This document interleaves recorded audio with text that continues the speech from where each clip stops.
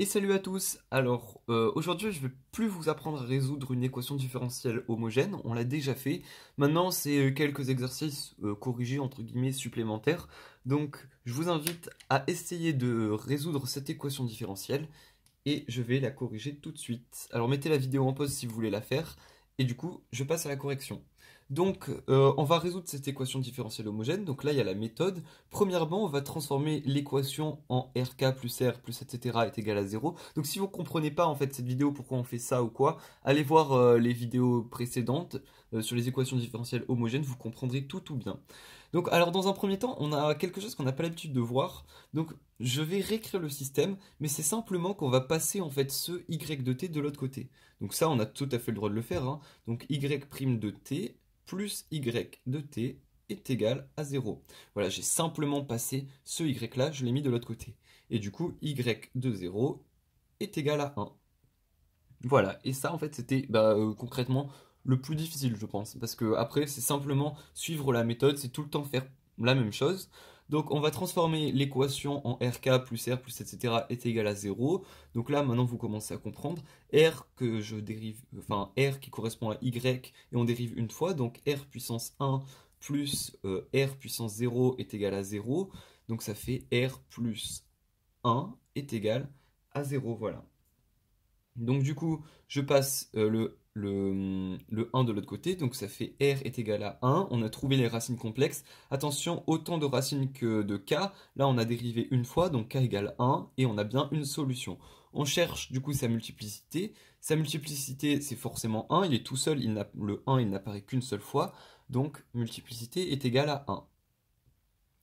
Maintenant, on va appliquer cette formule-là. Donc pareil, on ne va pas l'appliquer, je vais passer directement par les sous-étapes. Donc pour R1,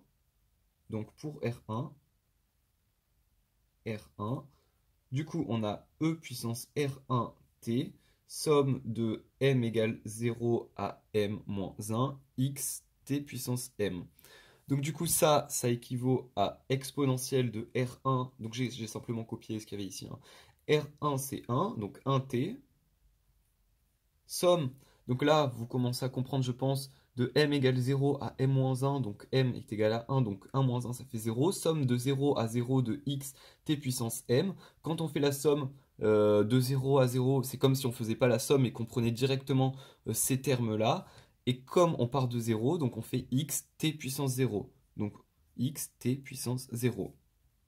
Et ça nous donne, du coup si je remets les termes un peu dans l'ordre, donc t puissance 0 ça nous fait 1, donc on peut le barrer, donc ça nous fait x, e puissance, donc 1t ça fait exponentielle de t. Donc là on a x exponentielle de t. On n'a pas de R2, pas de R3, etc. Donc on va faire la somme des R, donc là la somme des R ça va être simplement ça.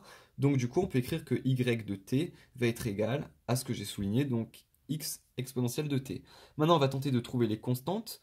Donc pour trouver les constantes, on va dériver y autant de fois que y de quelque chose égale quelque chose. Là on a y de 0 égale 1, c'est le seul qu'on ait, et y il n'est pas dérivé.